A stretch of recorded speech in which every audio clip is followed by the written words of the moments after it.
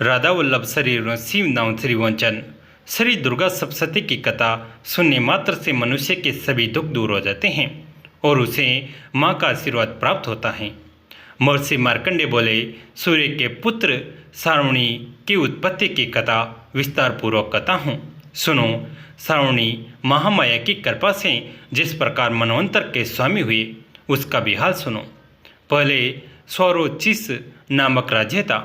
वो प्रजा को अपने पुत्र के समान मानते थे, तो भी कोला विध्वंसी राजा उनके शत्रु बन गए। दुष्टों को दंड देने वाले राजा सूरत की उनके साथ लड़ाई हुई। कोला विध्वंसियों के संख्या में कम होने पर भी राजा सूरत युद्ध में उनसे हार गए। तब वह अपने नगर में आ गए। केवल अपने देश का राज्य ही उनके पास रह गया और वह उसी देश के राजा होकर राज्य करने लगे। किंतु उनके शत्रुओं ने उन पर वहां आक्रमण किया। राजा को बलहीन देकर उसके दुष्ट मंत्रियों ने राजा की सेना और खजाना अपने अधिकार में कर लिया। राजा सूरत अपने राज्याधिकार को हार कर शिकार खेलने के बहाने घोड़े पर सवार होकर वहां से एक भयंकर वन की ओर चले गए। उस वन में उन्होंने महर्षि मेधा का आश्रम देखा। वहां मेधा महर्षि अपने शिष्यों तथा मुनियों से सुशोभित बैठे हुए थे और वहाँ कितने ही इंसेक्ट जीव परम शांति भाव से रहते थे। राजा सूरत ने महर्षि मेधा को प्रणाम किया और महर्षि ने भी उनका उचित सत्कार किया। राजा सूरत महर्षि के आश्रम में कुछ समय तक ठहरे। अपने नगर की ममता के आकर्षण से राजा अपने मन में सोचने लगे, पूर्व काल में पूर्वजों ने जिस नगर का पालन किया था वो आज मेरे हाथ से निकल गया। मेरे दुष्ट एवं दुरात्मा मंत्री मेरे नगर की अब धर्म से रक्षा कर रहे होंगे या नहीं। मेरा प्रधान हाथी, जो कि सदा मद की वर्षा करने वाला और शूरवीर था, मेरे वैरियों के वश में होकर न जाने क्या दुख भोग रहा होगा। मेरे आज्ञाकारी नौकर, जो मेरी कृपा से धन और भोजन पाने से सदैव सुखी रहते थे और मेरे पीछे पीछे चलते थे, वो अब निश्चय ही दुष्ट राजाओं का अनुसरण करते होंगे तथा मेरे दुष्ट एवं दुरात्मा मंत्रियों द्वारा व्यर्थ ही धन को व्यय करने से संचित किया हुआ मेरा खजाना एक दिन अवश्य खाली हो जाएगा। इस प्रकार की बहुत सी बातें सोचता हुआ राजा निरंतर दुखी रहने लगा। एक दिन राजा सूरत ने महर्षि मेधा के आश्रम के निकट एक वेश्या को देखा। जब राजा ने उससे पूछा, भाई तुम कौन हो, यहाँ तुम्हारे आने का क्या कारण है और तुम मुझे शोकग्रस्त अनमने से दिखाई देते हो, इसका क्या कारण है। राजा के यह नम्र वचन सुन वैश्य ने महाराज सूरत को प्रणाम करके कहा। वैश्य बोला, राजन, मेरा नाम समाधि है। मैं धनियों के कुल में उत्पन्न एक वैश्य हूँ। मेरे दुष्ट स्त्री पुत्रादियों के ने लोभ से मेरा सब धन छीन लिया है और मुझे घर से निकाल दिया है। मैं इस तरह से दुखी होकर इस वन में चला आया हूँ और यहाँ रहता हुआ मैं इस बात को भी नहीं जानता कि अब घर में इस समय सब कुशल हैं या नहीं। यहाँ मैं अपने परिवार का आचरण संबंधी कोई समाचार भी नहीं पा सकता कि वह घर में इस समय कुशल पूर्वक हैं या नहीं। मैं अपने पुत्रों के संबंध में यह भी नहीं जानता कि वह सदाचार हैं या दुराचार में फंसे हुए हैं। राजा बोले, जिस धन के लोभी स्त्री पुत्रों ने तुम्हें घर से निकाल दिया है, फिर भी तुम्हारा चित्त उनसे क्यों प्रेम करता है। वैसे ने कहा, मेरे विषय में आपका ऐसा कहना ठीक है, किंतु मेरा मन इतना कठोर नहीं। यद्यपि उन्होंने धन के लोभ में पड़कर पितृ स्नेह को त्याग कर मुझे घर से निकाल दिया, तो भी मेरे मन में उनके लिए कठोरता नहीं आती है। हे महामते, मेरा मन फिर भी उनमें क्यों पस रहा है, इस बात को जानता हुआ भी मैं नहीं जान रहा। मेरा चित्त उनके लिए दुखी है। मैं उनके लिए लंबी लंबी सांसें ले रहा हूँ। उन लोगों में प्रेम नाम को नहीं है, फिर भी ऐसे निस्नेहियों के लिए मेरा हृदय कठोर नहीं होता। महर्षि मार्कंडेय जी ने कहा, हे ब्राह्मण।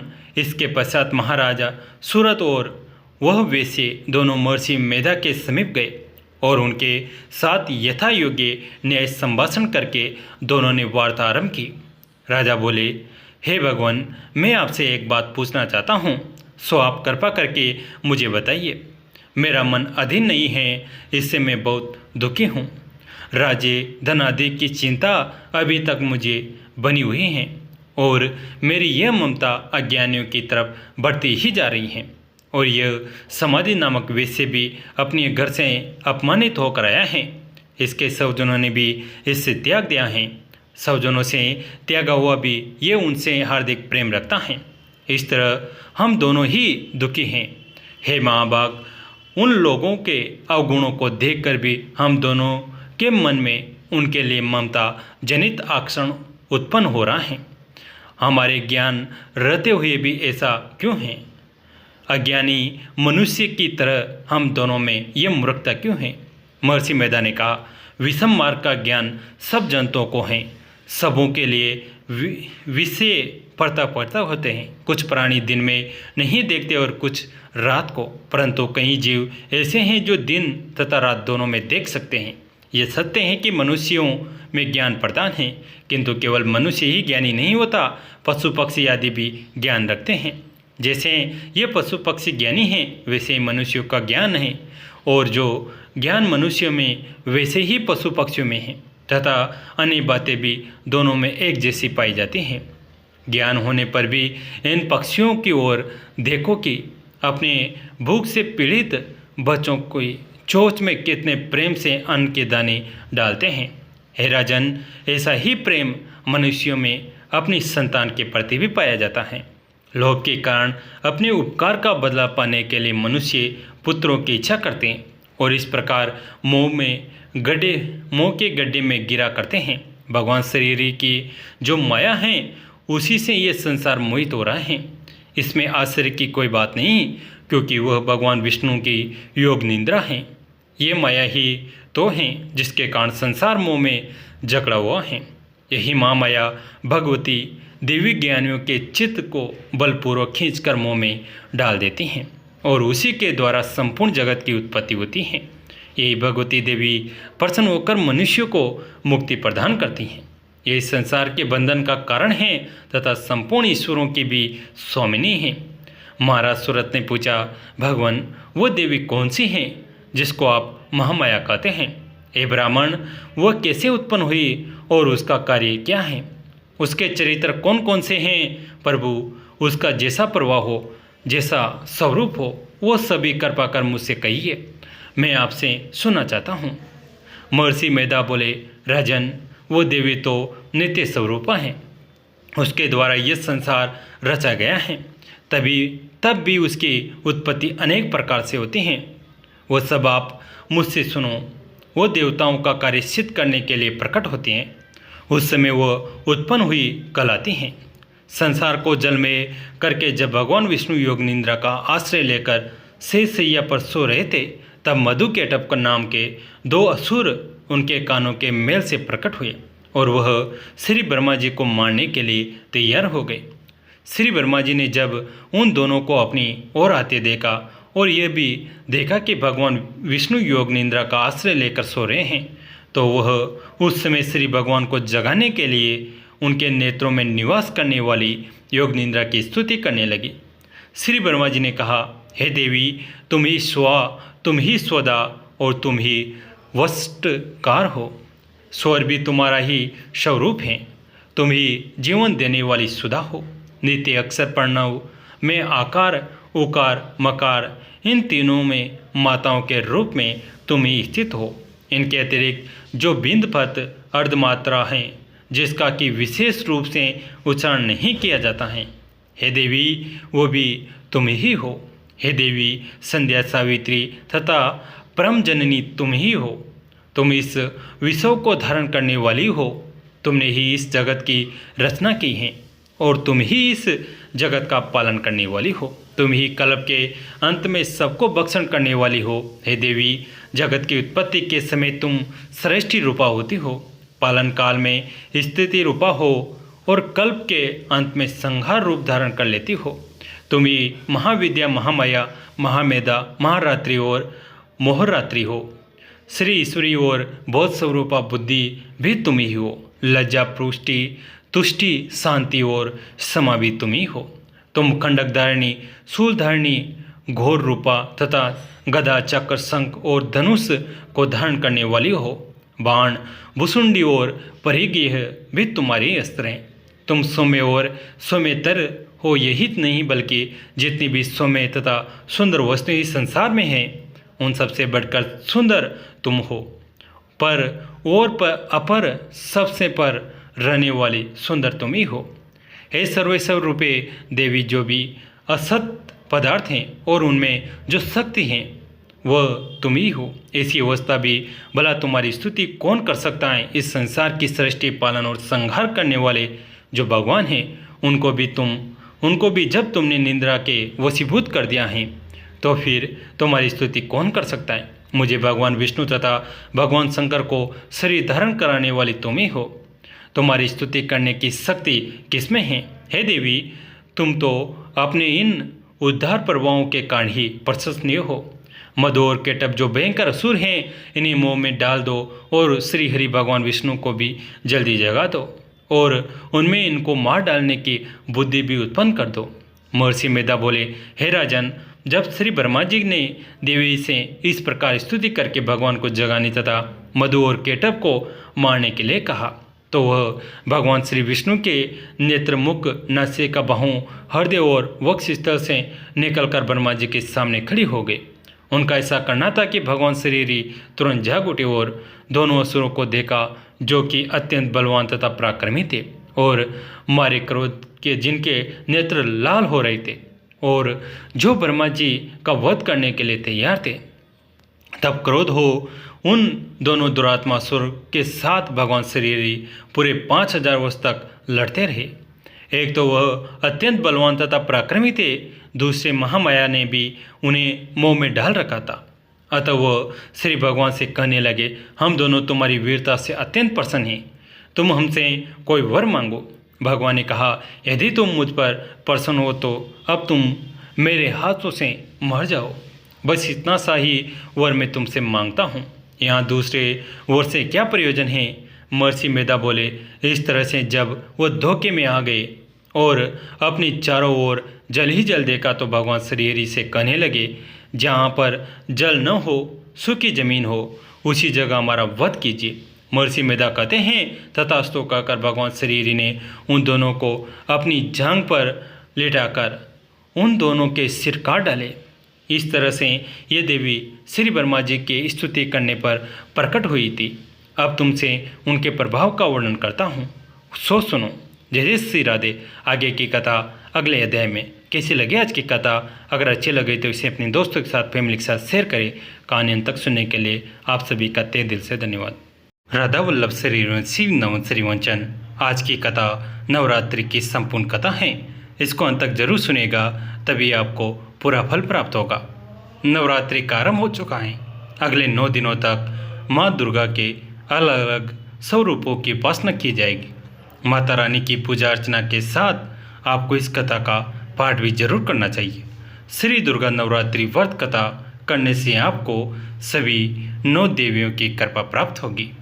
बृहस्पति जी बोले, हे ब्रह्मा जी, आप अत्यंत बुद्धिमान, सर्वशास्त्र और चारों वेदों को जानने वालों में श्रेष्ठ हो। हे प्रभु, कृपा कर मेरा वचन सुनो। चैत्र, अश्विन, माघ और आषाढ़ मास के शुक्ल पक्ष में नवरात्र का व्रत और उत्सव क्यों किया जाता है? हे भगवान, इस व्रत का फल क्या है? किस प्रकार करना उचित है? और पहले इस व्रत को किसने किया, सो विस्तार से कहो। बृहस्पति जी का ऐसा प्रश्न सुनकर ब्रह्मा जी कहने लगे, हे बृहस्पति, प्राणियों का हित करने की इच्छा से तुमने बहुत ही अच्छा प्रश्न किया है। जो मनुष्य मनोरथ पूर्ण करने वाली दुर्गा, महादेवी, सूर्य और नारायण को ध्यान करते हैं वे मनुष्य धन्य हैं। यह नवरात्र व्रत संपूर्ण कामनाओं को पूर्ण करने वाला है। इसके करने से पुत्र चाहने वाले को पुत्र, धन चाहने वाले को धन, विद्या चाहने वाले को विद्या और सुख चाहने वाले को सुख मिल सकता है। इस व्रत को करने से रोगी मनुष्य का रोग दूर हो जाता है और कारागार में पड़ा हुआ मनुष्य बंधन से छूट जाता है। मनुष्य की तमाम विपत्तियां दूर हो जाती हैं और उसके घर में संपूर्ण संपत्तियां आकर उपस्थित हो जाती हैं। बंध्या और काक बंध्या के इस व्रत के करने से पुत्र हो जाता है। समस्त पापों को दूर करने वाले इस व्रत के करने से ऐसा कौन सा मनोरथ है जो सिद्ध नहीं हो सकता। यदि व्रत करने वाला मनुष्य सारे दिन का उपवास न कर सके तो एक समय भोजन करे और उस दिन बांधों सहित नवरात्रि व्रत की कथा श्रवण करे। हे बृहस्पति, जिसने पहले इस महाव्रत को किया है उसका पवित्र इतिहास में तुम्हें सुनाता हूँ, तुम सावधान होकर सुनो। इस प्रकार ब्रह्मा जी के वचन सुनकर बृहस्पति जी बोले, हे ब्राह्मण, मनुष्यों के कल्याण करने वाले इस व्रत के इतिहास को मेरे लिए कहा। मैं सावधान होकर सुन रहा हूँ, आपकी शरण आए हुए मुझ पर कृपा करो। ब्रह्मा जी बोले, पीठत नाम के मनोहर नगर में एक अनाथ नाम का ब्राह्मण रहता था। वह भगवती दुर्गा का भक्त था। उसके संपूर्ण सद्गुणों से युक्त मानो ब्रह्मा की सबसे पहली रचना हो ऐसी यथार्थ नाम वाली सुमति नाम की एक अत्यंत सुंदर कन्या पैदा हुई। वह कन्या सुमति अपने घर के बालकपन में अपनी सहेलियों के साथ क्रीड़ा करती हुई इस प्रकार बढ़ने लगी जैसे शुक्ल पक्ष में चंद्रमा की कला बढ़ती हैं। और उसका पिता प्रतिदिन दुर्गा की पूजा और होम किया करता था। उस समय वह भी नियम से वहाँ उपस्थित होती थी। एक दिन वह सुमति अपनी सखियों के साथ खेलने लगी और भगवती के पूजन में उपस्थित नहीं हुई।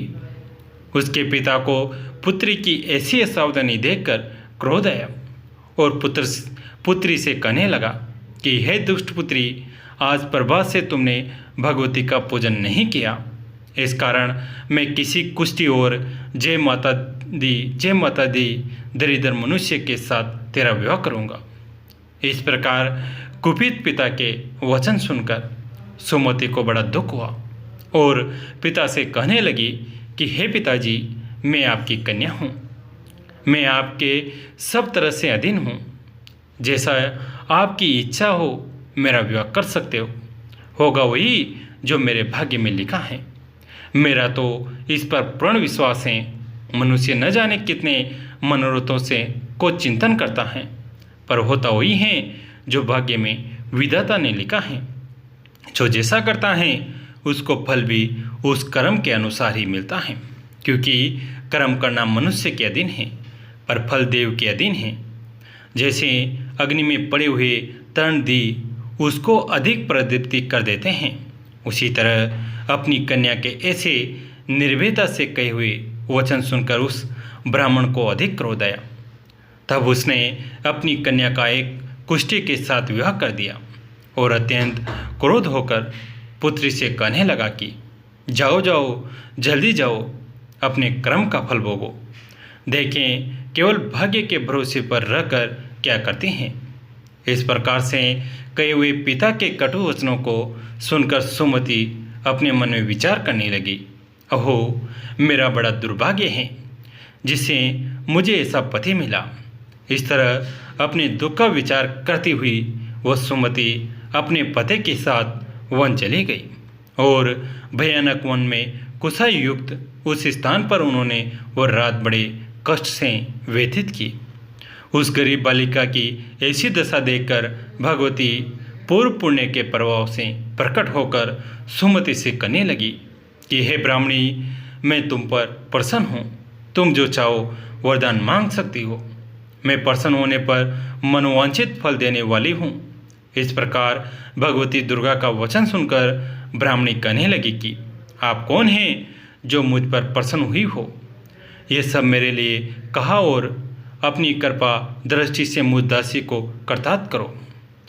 ऐसा ब्राह्मणी का वचन सुनकर देवी कहने लगी कि मैं आदि शक्ति हूँ और मैं ही ब्रह्मा विद्या और सरस्वती हूँ। मैं प्रसन्न होने पर प्राणियों को दुख दूर कर उसको सुख प्रदान करते हूँ। हे ब्राह्मणी, मैं तुझ पर तेरे पूर्व जन्म के पुण्य के प्रभाव से प्रसन्न हूँ। तुम्हारे पूर्व जन्म का वृतांत सुनाती हूँ, सुनो। तो पूर्व जन्म में निषाद यानी भील की स्त्री थी और अति पतिव्रता थी। एक दिन तेरे पति निषाद ने चोरी की। चोरी करने के कारण तुम दोनों को सिपाहियों ने पकड़ लिया और ले जाकर जेल खाने में कैद कर दिया। उन लोगों ने तेरे को और तेरे पति को भोजन भी नहीं दिया। इस प्रकार नवरात्रि के दिनों में तुमने न तो कुछ खाया और न जल ही पिया, इसलिए 9 दिनों तक नवरात्र का व्रत हो गया है। हे ब्राह्मणी, उन दिनों में जो व्रत हुआ उस व्रत के प्रभाव से प्रसन्न होकर तुम्हें मनोवांछित वस्तु दे रही हूँ। तुम्हारी जो इच्छा हो सो मांगो। इस प्रकार दुर्गा के कहे वचन सुनकर ब्राह्मणी बोली कि अगर आप मुझ पर प्रसन्न हैं तो हे दुर्गे, आपको प्रणाम करती हूँ। कृपा करके मेरे पति के कोढ़ को दूर करो। देवी कहने लगी कि उन दिनों में जो तुमने व्रत किया था उस व्रत के लिए एक दिन के पुण्य तुम अपने पति का कोढ़ दूर होने के लिए अर्पण करो। मेरे प्रभाव से तेरा पति कोढ़ से रहित और सोने के समान शरीर वाला हो जाएगा। ब्रह्मा जी बोले। इस प्रकार देवी का वचन सुनकर वह ब्राह्मणी बहुत प्रसन्न हुई और पति को निरोग करने की इच्छा से ठीक है ऐसे बोली। तब तक उसके पति का शरीर भगवती दुर्गा की कृपा से कुष्ठहीन होकर अति कांति युक्त हो गया, जिसकी कांति के सामने चंद्रमा की कांति भी क्षीण हो जाती है। वह ब्राह्मणी पति की मनोहर देह को देखकर देवी को अति पराक्रमी वाली समझकर स्तुति करने लगी कि हे दुर्गे, आप दुर्गत को दूर करने वाली, तीनों जगत का संताप हरने वाली, समस्त दुखों को दूर करने वाली, रोगी मनुष्य को निरोग करने वाली, प्रसन्न होने पर मनोवांछित वस्तु को देने वाली और दुष्ट मनुष्य का नाश करने वाले हो। तुम ही सारे जगत की माता और पिता हो। हे अम्बे, मुझ अपराध रहित अबला की मेरे पिता ने कुष्ठ के साथ विवाह कर मुझे घर से निकाल दिया। उसकी निकाली हुई मैं पृथ्वी पर घूमने लगी। आपने ही मेरा इस आपत्ति रूपी समुद्र से उद्धार किया है। हे देवी, आपको प्रणाम करती हूँ, मुझ दिन की रक्षा करो।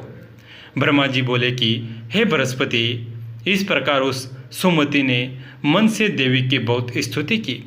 उससे की हुई स्तुति सुनकर देवी को बहुत संतोष हुआ और ब्राह्मणी से कहने लगी कि हे ब्राह्मणी, तुम्हारे उधाले नाम का एक अति उत्तम बुद्धिमान, धनवान, कीर्तिवान और जितेंद्रिय पुत्र शीघ्र ही होगा।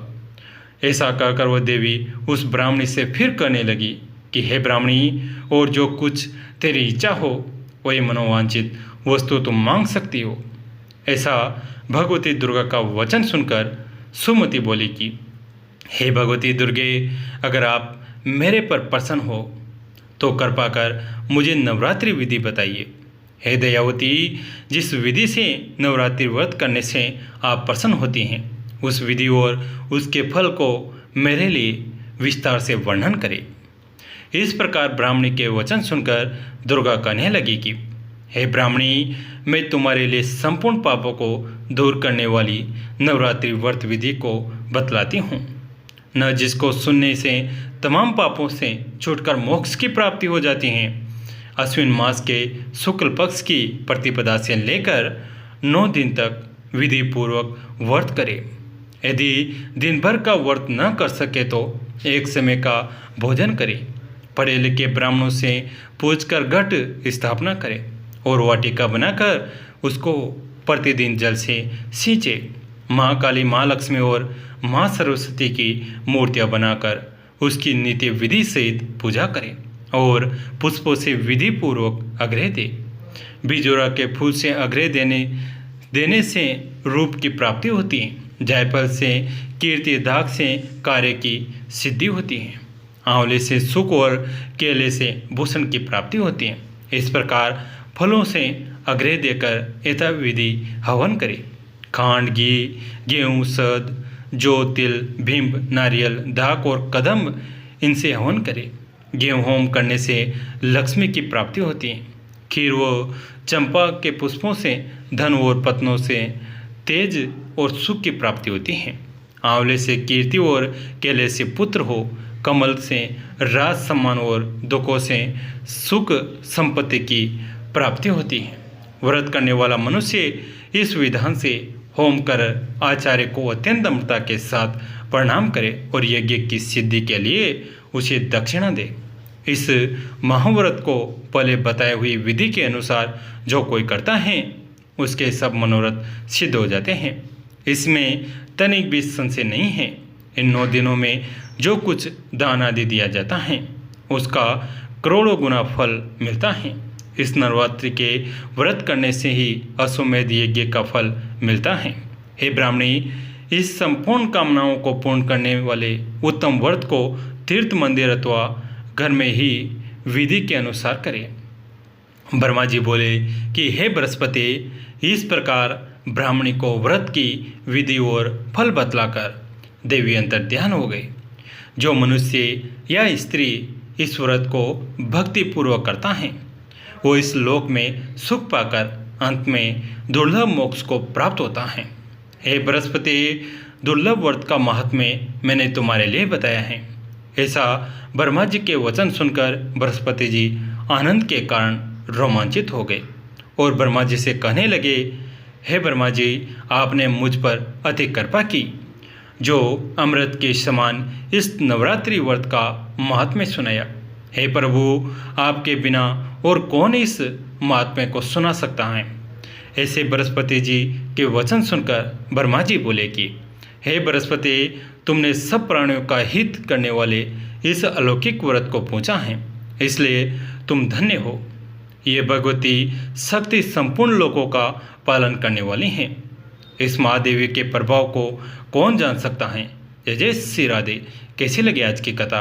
अगर अच्छी लगी तो इसे अपने दोस्तों के साथ, फैमिली के साथ शेयर करें। कहानी अंत तक सुनने के लिए आप सभी का तहे दिल से धन्यवाद।